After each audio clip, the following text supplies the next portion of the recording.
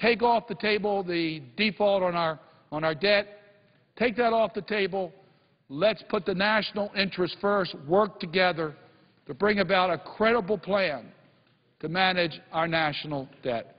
And with that, Mr. President, I would yield before and suggest before I do that, I would suggest the absence of a quorum. Clerk will call the roll. Mr. Hurkok.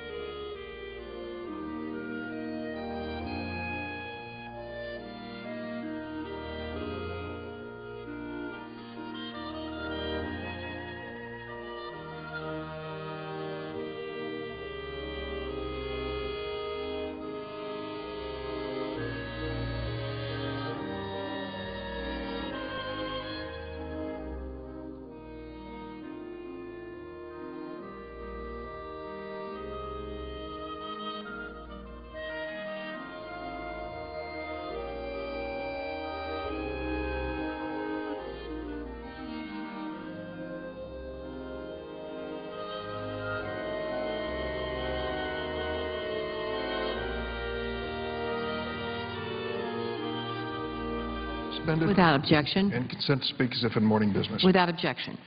Madam President, this morning's Wall Street Journal has a headline which I hope America will pay close attention to. Raters put U.S. on notice. The United States of America has a credit rating, much as we do as individuals, businesses do, and families. And a credit rating in the United States is AAA, the very best. What does it mean? It means two things. First, that those who do business with America think it's the best place to do business. The most reliable economy, the rule of law, transparency. It says good things about America. And it translates into the lowest interest rates charged when America borrows money. And that's a good thing, because we borrow a lot of money. This AAA rating, of course, is something that is not guaranteed. You have to work for it. Countries around the world now, particularly in Europe, are struggling and failing economically, some in worse shape than others. In the Irish Times yesterday, they referred to what they called the pigs.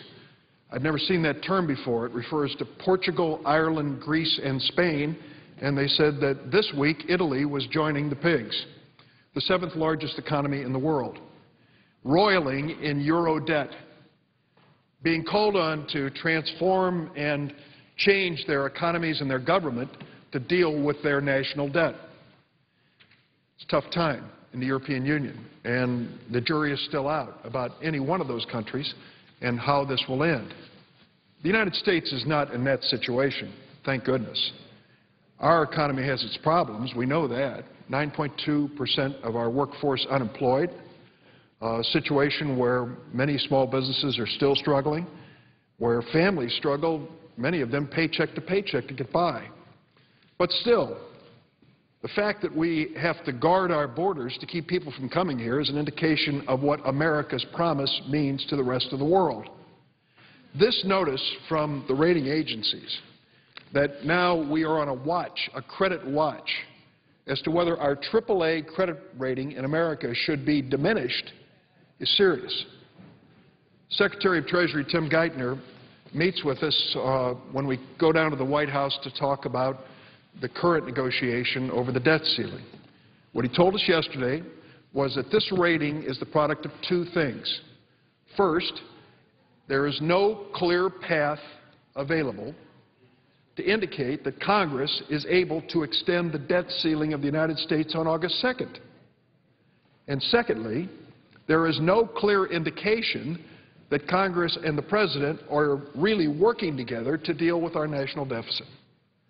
Because of that, Secretary Geithner said this rating has come out, and that is the reality of what we face.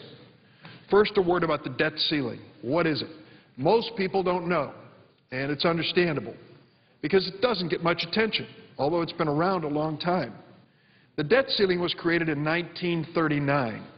It was created because Congress decided that they didn't want to vote every time we issued a national bond or some other note. We would rather give to our Department of Treasury the authority to issue debt obligations up to a certain dollar level. And as the debt of the United States increased and the need to borrow increased, that level increased as well. Between 1939 and today, we have extended the debt ceiling in America 89 times, 55 times under Republican presidents, 34 times under Democratic presidents, and virtually without notice. Who is the #1 president in the history of the United States to extend the debt ceiling and to increase America's debt? Ronald Reagan, far and away. Did it 18 times, and during the course of his 8 years in office, raised the national debt ceiling by 199%. Then you go to the next president who raised it 90% in debt, President George W. Bush. So it's a bipartisan undertaking, and what it means is that when needed, the Congress of the United States authorizes the President to borrow the money necessary to cover what we have spent in appropriations from Congress, in our entitlement mandatory programs, Social Security, Medicare, and the like. We have to borrow money. In fact, we borrow 40 cents for every dollar we spend in Washington, for everything. 40 cents for every dollar. So we are looking to people to loan us money on a regular basis. The number one creditor of the United States among countries is China. Ironic. Our number one creditor, our number one competitor. An interesting relationship. So now the debt ceiling comes due August 2nd. And as it has been routinely extended time and time again, this time is different. The House Republican leadership has said, we refuse to vote to extend the debt ceiling of the United States unless we see deficit reduction. What would happen if we didn't extend the debt ceiling? Well, what would happen if you didn't make your mortgage payment? I think I know what would happen to Loretta and me in Springfield, Illinois. We might hear from our bank. And our bank might say, Mr. Durbin, you know, the month of July has come and gone and you didn't pay your mortgage on your home in Springfield. What's up? And if you said, I'm just not going to pay it this month, they would say, that isn't what you signed up for. You signed up to meet your obligation. So if you don't pay it, you face foreclosure. But in the meantime, what you have done, what my family would have done under those circumstances, is to jeopardize our credit rating. The next time my family would want to borrow money for a home, the bank would say, not sure you're such a good risk. You missed your mortgage payment. Or if they loaned us money, it would be at a higher interest rate. So that is the reality of what happens if you don't extend the debt ceiling. This situation, when it comes to America, is grave. It isn't just about America paying a higher interest rate to borrow money. It's about the interest rate across our country being affected. Down at the Federal Reserve, Ben Bernanke and the Federal Reserve Board of Governors is doing everything in its power to keep interest rates low because we want businesses to expand, to be profitable, and to hire people. When interest rate costs go up, businesses find it more expensive to borrow and borrow less. Individual families find it more difficult to buy the car, the home, the appliances that they might need. So with interest rates going up as a result of our failure to extend the debt ceiling, we're doing exactly the opposite of what the American economy needs today. That's why it's so serious. In fact, could be catastrophic. Just a few minutes, we're going to have the Treasury Secretary, Tim Geithner, who's going to come before us and talk about the impact of failure to extend the debt ceiling. I've been asked to do a little homework here. So, Madam President, I ask that the record reflect this request at the end of my remarks as consent. Without objection. Madam President, I ask unanimous consent that at 12:20 p.m. the Senate proceed to consideration of H.R. 2055, the Military Construction, Veterans Affairs, and Related Agencies Appropriation Bill. Further, that following the opening remarks of the two managers of the bill, Senator Sessions be recognized to raise a 303C Budget Act point of order, that Senator Johnson be recognized to waive the applicable portions of the Budget Act, and that there be 4 hours of debate equally divided between Senators Johnson and Sessions or their designee prior to a vote on cloture on the motion to waive, provided further that if cloture is invoked, the Senate immediately proceed to a vote on the motion to waive with no intervening action or debate. Is there objection? Without objection, so ordered. Madam President, resuming my remarks, that means I have 8 minutes, and I may not use all of them. What we're doing in the White House today is negotiating with leaders in Congress, Democrats and Republicans, and the President, to extend the debt ceiling, because many of us believe it would be disastrous if we would default on our debt. We call into question the full faith and credit of the United States of America, and at the end of the day find ourselves with a self-inflicted wound to the American economy, raising interest rates and making it more difficult to come out of this recession. We're trying to reach an agreement, and it's been hard going. We've had 5 face-to-face meetings in the White House so far, and yesterday's was reported in the news as contentious, and it is. The President has said that he believes that our first obligation is to get the American economy back on track and Americans back to work. We should not do anything in the course of our business that would make that more difficult. I couldn't agree with him more. The highest priority in America is putting Americans back to work in good-paying jobs right here at home. The highest priority in America is allowing small businesses to expand, to do more business and hire more people. That's what we ought to be about. If we fail to extend the debt ceiling, it makes it more difficult to reach those goals. I listen as presidential candidates of the other party in Iowa say, it doesn't matter. Default on the debt. Let's see what happens. That is the most let me think of a good word here, naive comment on our economy that I can imagine. And the people who are making it have no business aspiring to the highest office in the land. We need to accept this responsibility and deal with this debt ceiling honestly. We need to extend it so there's no question about the credit rating and full faith and credit of the United States of America. And secondly, we need to get serious about this deficit. Madam President, I know you have strong personal feelings. You've introduced legislation dealing with this deficit and how we can cope with it here in the Senate and in the House. I've been part of the President's Deficit Commission. I've been engaged with colleagues of both political parties on how to take it further. Our goal is very simply stated. I believe, and those who are engaged in these conversations believe, we can reduce the debt of the United States of America by up to $4 trillion over the next 10 years. We can do it in a sensible, thoughtful way with shared sacrifice across America. We need to put everything, underline the word everything, on the table. Spending programs start. That's the start.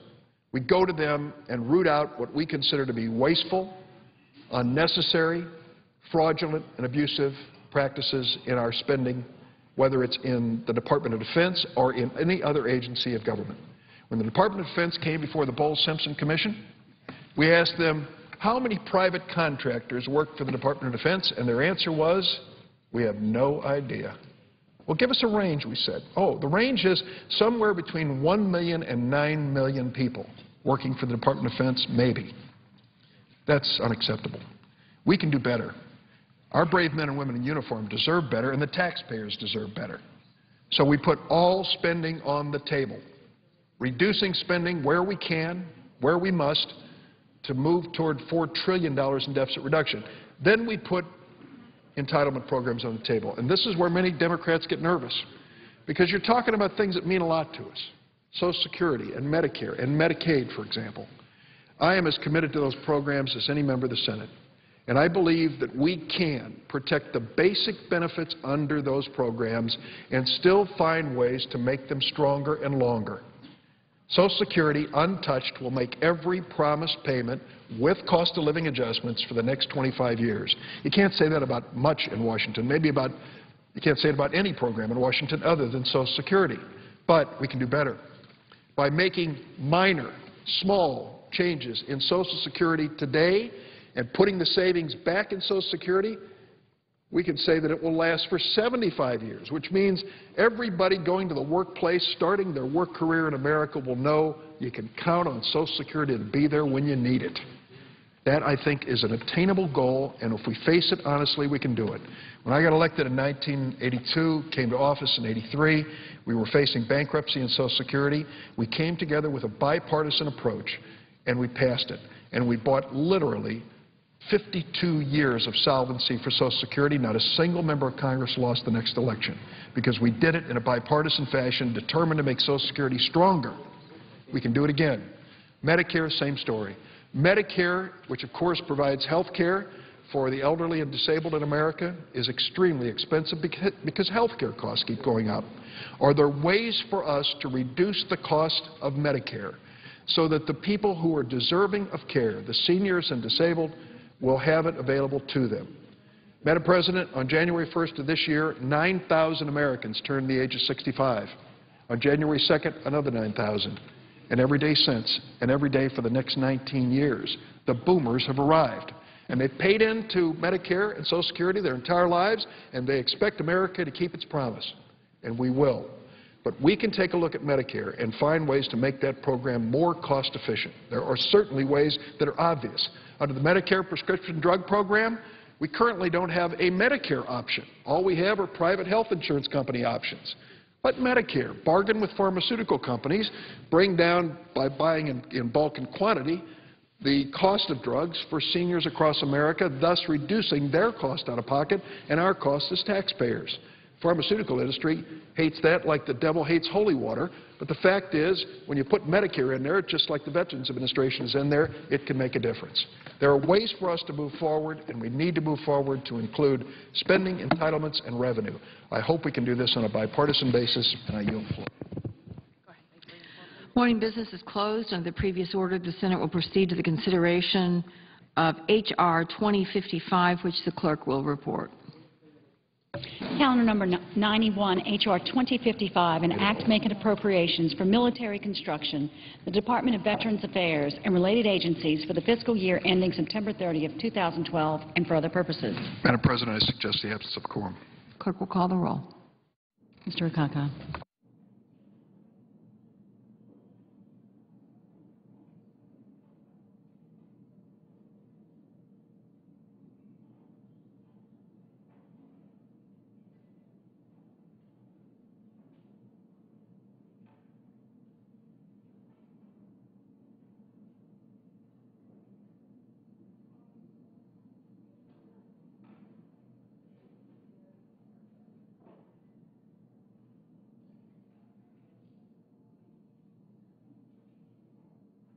Mr. Alexander.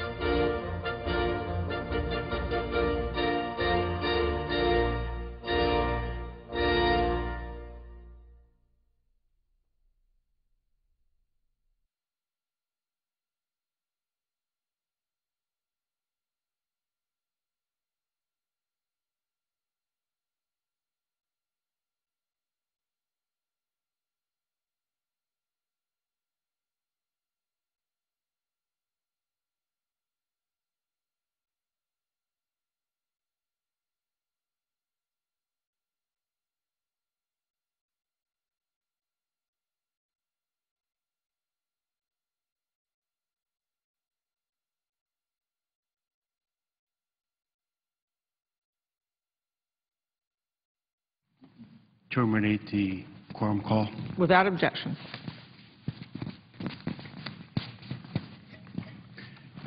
Mr. President, I'm pleased to present the fiscal year 2012 military construction VA and related agencies appropriations bill to the Senate. This bill will be unanimously reported out of the committee on June 30. It is a disciplined and bipartisan measure, and I hope all senators will support it. I thank my working member, Senator Kirk, for his contributions in crafting this bill. He has taken a very active role on the subcommittee, and it has been a pleasure to work with him. I also thank Senator Chairman Inouye and Vice Chairman Cochran, as well as Leader Reid and Minority Leader McConnell for their support and assistance in moving this bill forward. The Milcon VA Appropriations Bill provides crucial investments in infrastructure for our military, including barracks and family housing, mission-critical training and operational facilities, schools and hospitals, and child care and family support centers. It also fulfills the nation's promise to our vets by providing the resources needed for their medical care and benefits.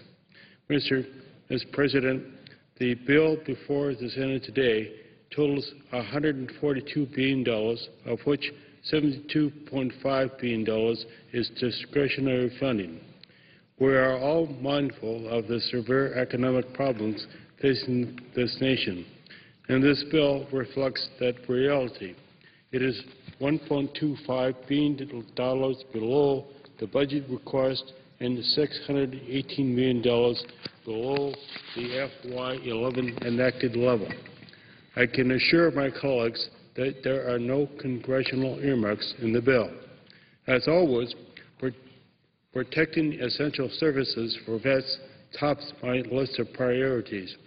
With an aging population of vets requiring increased services and a surge of combat vets from the Iraq and Afghanistan wars entering the system, the demand for VA health care services has increased dramatically in recent years.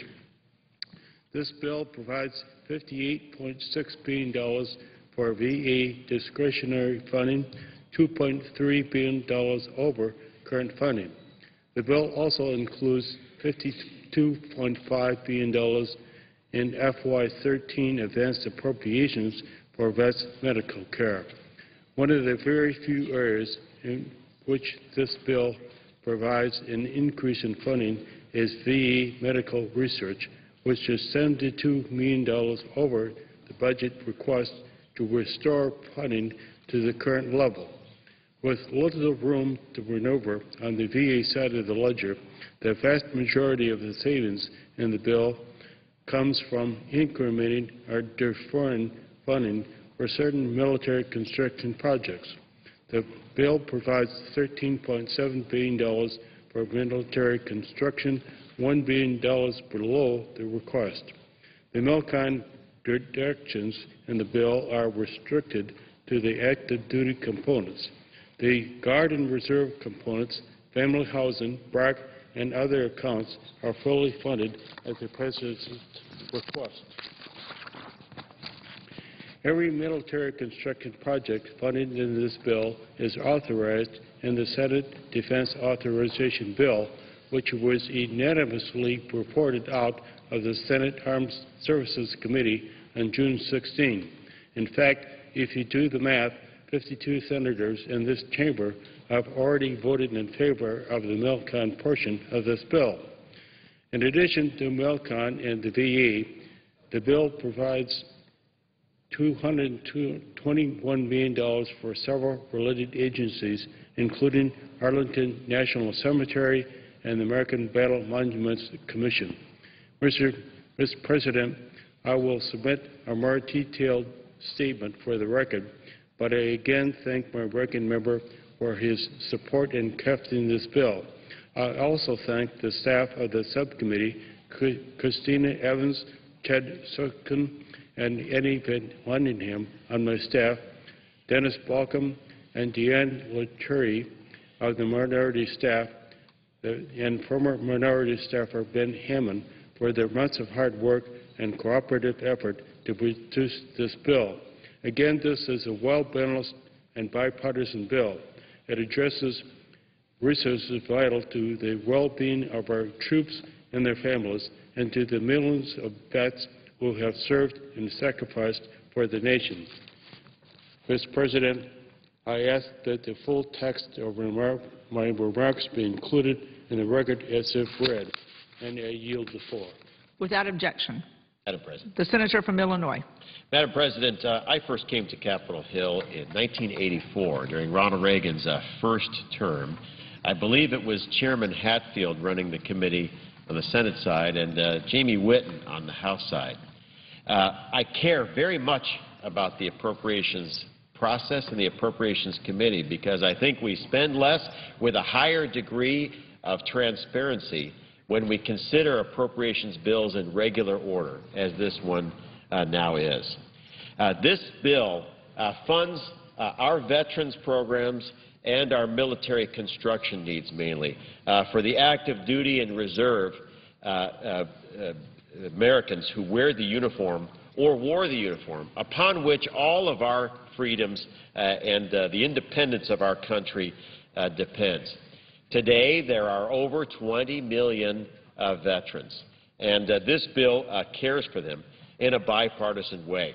We owe these veterans just about everything for our independence and freedom, and this bill cares for them. Now, why, in this difficult and partisan time, is this bill coming up in this way? And why is it that we have every Republican on the subcommittee and the full committee in favor of this legislation? It's because the chairman made the decision that I strongly supported to mark to the House level. And when we marked to the House level, we opened the door for a full bipartisan support for this needed bill. We present to the Senate this bill for full consideration, taking into account all of the requests of members in their budget submission. But let me emphasize, not only are we slightly below the House spending level in discretionary budget authority, but there are no earmarks in this bill, reflecting the new wave of reform that has come to the Appropriations Committee, both House and Senate. Now, we have made a tough set of spending decisions in this bill. We have come in $1.2 billion below President Obama's spending request. We came in $620 million below last year's level. And I was a bit surprised that we were able to do this, and we could. We are even $2.6 million below the House Republican-approved level in the bill put together by Chairman Culberson. Now, this bill spends in the discretionary budget authority less than the House of Representatives, and I will just point out that when the House took up this legislation, over 400 members of the House of Representatives, Republicans and Democrats, supported this legislation, and only 5 members of the House voted against this legislation.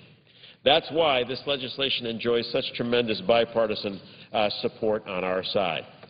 Now, this bill would not be possible without the outstanding work of Chairman Johnson and his staff. His military experience, most importantly, his son's military experience, and on behalf of the veterans of his state, he has done a very good job with my full support. We take care of our veterans and their benefits, their health care, and construction of medical facilities in this legislation. Mr. President, Madam President, many veterans live in urban areas, but also a great many live in rural and even highly rural areas, and this bill pays attention to their needs, thanks to the chairman. And also I want to highlight the work of the senator from Alaska, Lisa Murkowski, in the decisions we made in this bill to make sure that veterans who live in the state of Alaska may not, in many cases, now need to leave the state for their veterans' care. We have also worked diligently with our veterans service organizations, and I would highlight that this bill has now been endorsed by the Veterans of Foreign Wars, by AMVETS, by the Paralyzed Veterans of America, the Disabled American Veterans, and the Iraq and Afghanistan Veterans of America. I take the last endorsement very closely, having as a reservist served in Afghanistan myself. Now, Chairman Johnson highlighted the funding levels in this bill, which I think are quite important. I would also like to highlight several policy issues in this bill.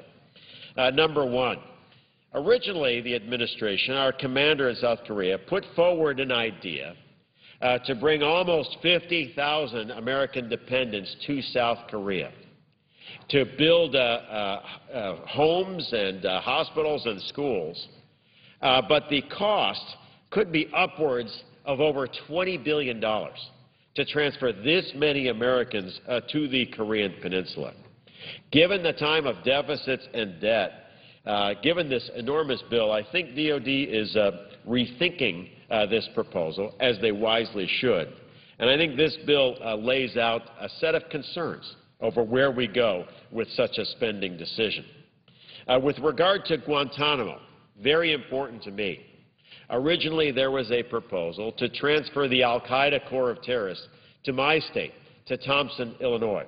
This bill wisely concludes the overwhelming bipartisan provision prohibiting construction or renovation of any facility in the United States or its territories for individuals detained at Guantanamo Bay. With regard to Guam, while the Navy is attempting to move more than 17,000 Marines and their families from Okinawa to Guam, the plan that Chairman Johnson and I have seen has serious problems, and therefore there are no projects in this bill associated with this very complicated move. We did fund the Air Force request for projects related to the strike capability for the bed-down of strike and intelligence capabilities, but the rest we are looking for further information on. Also, with regard to our military infrastructure in Germany, we believe that there is a better need for accounting of funds that we provide for facilities, and as a result, we cut about $37 million from requested projects. With regard to charter schools improving education for our military families, the children of service members we think have unique situations and fewer choices when choosing schools. And so we've asked the Department of Defense to conduct a study and tell this committee where charter schools could make a positive difference. And I will highlight here my work with my fellow senator, Senator Durbin, on potential charter school operations serving the men and women and the families of the Great Lakes community in northern Illinois. I raised the one particular issue important to me, which is that over time we are planning on spending upwards of $20 billion, as we should, on the new facilities for Guam. But I think that if we are going to make that kind of investment in Guam, we need to make sure that those facilities are there when the United States needs them most in a military capacity, which is during combat. That's why it's so essential to provide also for the missile defense of Guam, and I would say for the missile defense of Guam on platforms that cannot be sunk. And that's why we are calling on the Department of Defense not to ignore plans to provide for the missile defense of Guam, and I would say to emphasize a land-based solution that's more survivable. We also highlighted more scrutiny on the budget request, especially with regard to funding for general officers' quarters. I will say that in my review, along with the chairman, we saw a disciplined budget request, largely by the Air Force and the Navy, to house our Air Force generals and admirals. But I've been disappointed with the Army that originally came forward with a request for $1.4 million to upgrade a general's garden in Germany. Luckily, the Army has pulled back that request, and we're looking for further scrutiny to make sure that general officer quarters budget requests are in line with the practice in the sister services of the Air Force and the Navy. This bill also handles issues with regard to the VA, especially on information technology, and this bill fully funds the account and encourages the department to pursue open-source, off-the-shelf technology for electronic health records, and I think that's critical to maintaining cost containment as we go forward. I will also say that we have been urging the Department of Defense and Veterans Affairs to come up with one common electronic medical record. The vision here is that when an American joins the U.S. military, that record then follows that service member through, at minimum, for example, a 3-year enlistment and then a 60 to 90-year time as a veteran. It should be a common record, and I hope the two secretaries, Panetta and Shinseki, move to finally make sure that that becomes a reality. With regard to the contingency fund in this bill, the department requested at the VA a contingency fund in the event that they needed additional funds.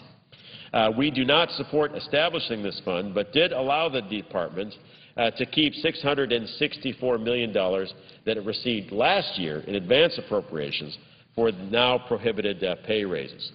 This should be adequate to ensure our veterans are not only cared for, but will give the VA some flexibility during a period of conflict in Iraq and Afghanistan.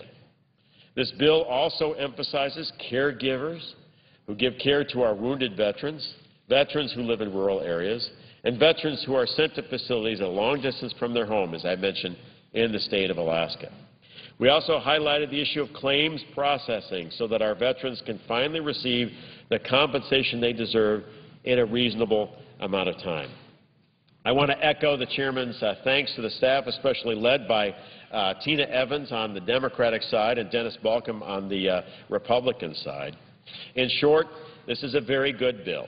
It represents the Senate moving forward on the regular order. It represents greater transparency to the appropriations process, and I would just like to highlight, we have cut or reduced funding in 24 separate major areas, and these were hard choices to make, and we did them in line with the decisions made by the authorizing committee under Chairman Levin and McCain's leadership.